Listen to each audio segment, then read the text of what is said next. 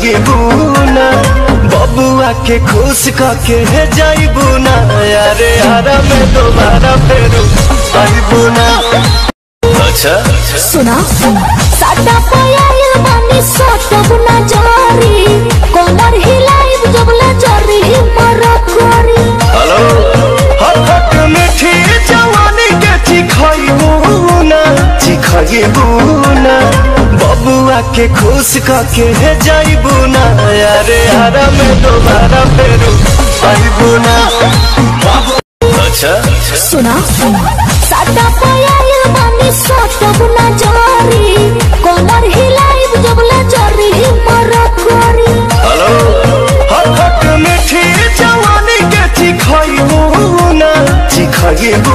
ना बबुआ के खुश करके जाइबू ना यारे यारा में दोबारा फेरू